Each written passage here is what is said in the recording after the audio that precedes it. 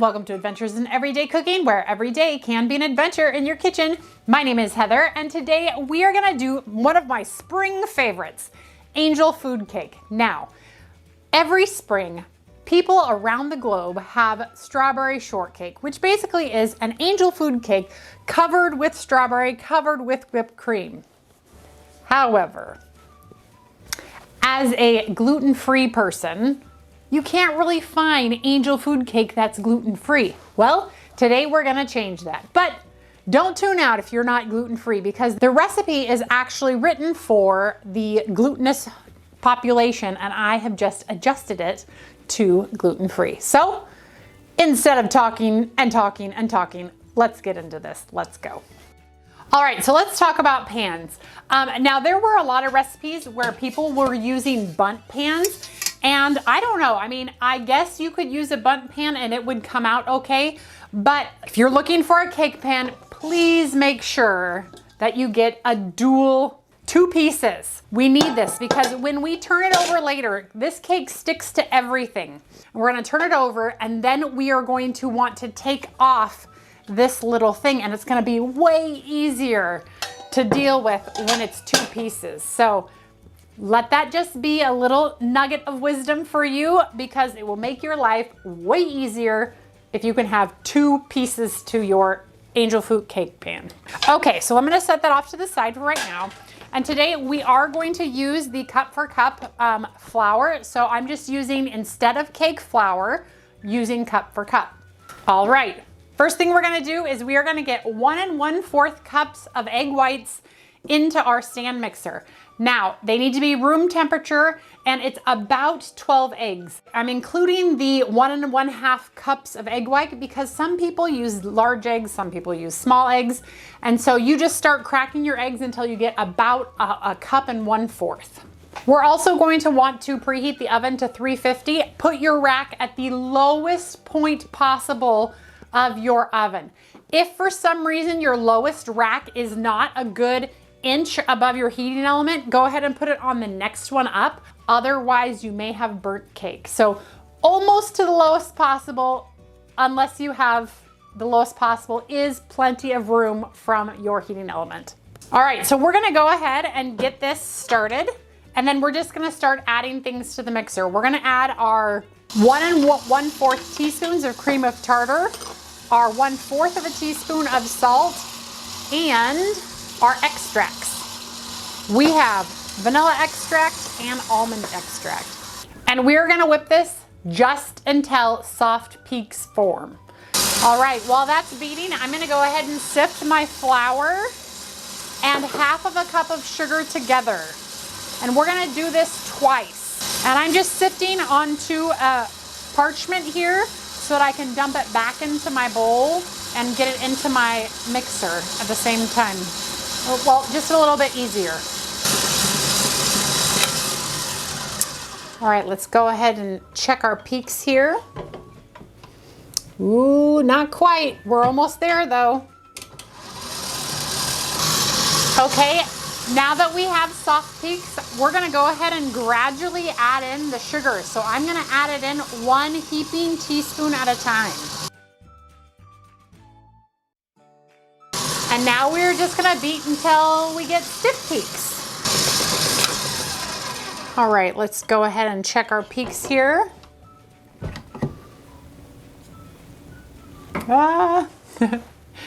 Check it out. Is that stiff? That's pretty stiff.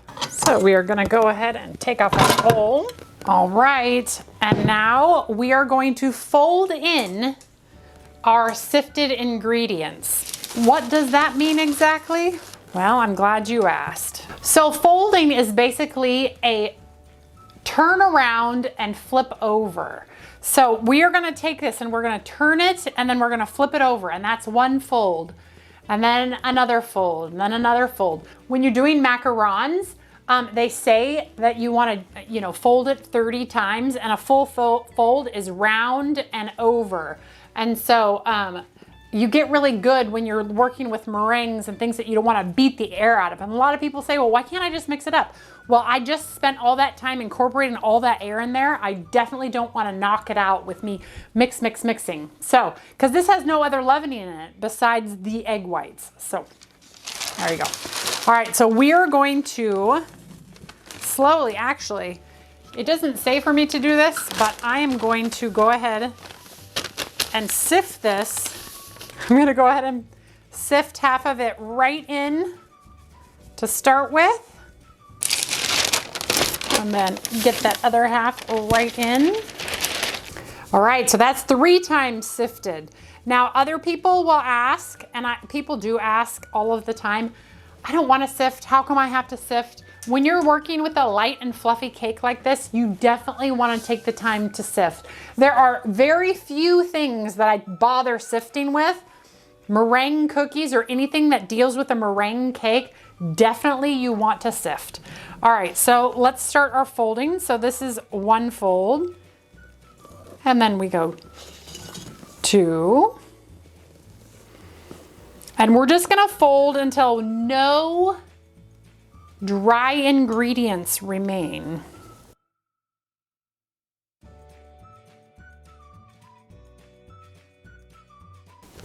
Make sure you scrape the bottom of the bowl so that if any dry mixture got caught in the bottom, that you find it.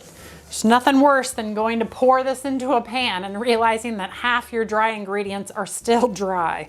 And you got to get it out and do it again. So go ahead and drag through a couple times just to make sure that everything is incorporated. And as soon as it is, be done.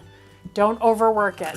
All right, so next we're going to take our ungreased pan and we are going to spoon this right into the lovely sides. All right, so it is very important that you do not grease this pan because part of the way this cake works is that the heat makes the egg whites rise and cling to the side of the pan and then helps everything to grow and get that beautiful texture. So make sure you do not grease this pan. Gluten-free or not, don't grease the pan. All right, so now we're just going to spoon in carefully. You don't want to pour because you don't want to get it all on the outside of here. So we're just gonna spoon it in a little bit at a time. This is where your patience will be rewarded because if you can do it carefully, then you will get a happier product.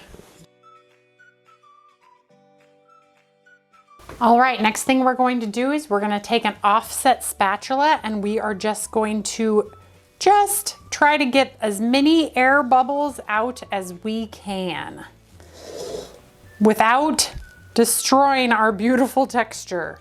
So we're just kind of pushing it around the pan, removing air bubbles and making sure, because if there's a big air bubble, you'll have a big bubble in your cake because the meringue cake does not move very much. All right, there we have it. We are going to bake this in a 350 oven for anywhere between 30 to 40 minutes or until everything is lightly browned and the top looks really dry. Immediately when it comes out of the oven, I'm gonna come back here and show you how we are going to cool it because it is very important that you invert this cake when it cools because the meringue is very, very, very grumpy when it comes. It's like being at a spa day and then you're ripped out of your spa day and it's like, oh, and it wants to collapse. So when you invert the cake pan, it keeps everything kind of pulled down, that gravity, and it keeps your cake nice and high. If you turn it over before it is completely cooled, you will have a collapsed cake. So we're gonna prevent that by turning it over. There are cake pans with feet on them that have their own little inversions. I tried to find one for this video. I could not find one, so we're just gonna invert it on the top of a bottle. You do with what you have, right? All right, you guys, we'll see you back here in a little bit. All right, it's time for that to come out. Oh yes, look at that. Isn't that beautiful? Okay, so now comes the part where we tip it upside down. So we need to find one of these bottles that fit over the top, which none of mine do, oddly enough. So let me see what else I can do. Quick change of plans, because I did not measure before, so let that be a lesson to you, measure before. I'm going to set it on top of 3 glasses like this. So make sure your cake sits like this for the next 2 hours, and I will be back when it's completely cool, and we will cut into it and have some shortcake. However, we're gonna have raspberry shortcake, not strawberry shortcake, because that's my favorite. All right, we'll be back in a little bit.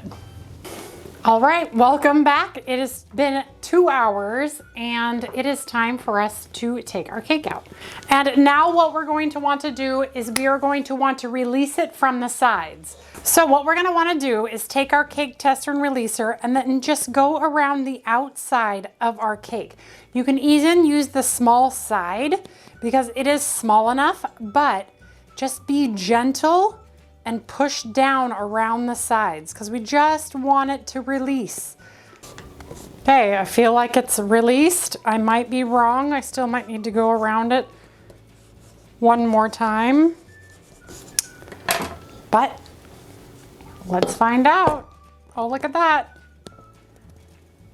Pink. See that? So what we're gonna wanna do now is just release the bottom the same way that we release the top. And I think we are good. Ready? Look at that. Look at all the glued. That is beautiful. Beautiful. Look at that. Angel food cake, gluten-free. Remember, you don't have to make it gluten-free. So we're just gonna use a serrated knife and cut. And the reason you wanna use a serrated knife is because you don't wanna push on the cake at all. You just want to let the knife glide its way through. Okay, ready for the big reveal? Bum, bum, bum. Look at that beautiful, look at the beautiful texture. You wouldn't believe it was gluten-free because you gotta admit, most gluten-free things don't taste the greatest, but this, if you have a gluten-free person in your life and you want to treat them, this. So the first thing that we are going to do, how do we want, let's top it in the opposite direction. So I'm going to put some fresh cream over the top because it will look beautiful that way. All right, now I'm gonna take some raspberry pie filling because raspberry is my favorite. I love strawberry shortcake, but raspberry shortcake, this is like my birthday cake. My birthday is in April, so maybe I'm making my own cake. And then to top it off, a few fresh raspberries. I almost called them strawberries. I'm so sorry. And there we have it. Look at how beautiful that is. But as always, we must know, how does she taste? So I'm gonna break into it facing you so that you can see how light and fluffy it is. But you guys, you're gonna have to believe me on this one. It's just like regular angel food cake. Light, fluffy, sticky, delicious. Look at that. Okay, I'm gonna break it. Fluffy and light. Spongy, so good. Oh, if you've never had raspberry shortcake before, you should try it. It's so good. This is, I feel spring in this right here. This is just light, it's airy, it's delicious, it's moist, and it is the texture of a regular angel food cake, only this bad boy is gluten-free. Let me see if I can bust it open for you just so you can see the inside. Look at that beautiful texture in there. Oh man. I can't wait to get off here and devour the rest of this. All right, that's it for me. I hope you enjoyed that video. If you did, give it a like, share it with your friends, and subscribe to my channel. I do videos several times a week, and I'm always looking for the next adventure. So if you have one for me, leave it in the comments below. Otherwise, it's my birthday next week. See ya.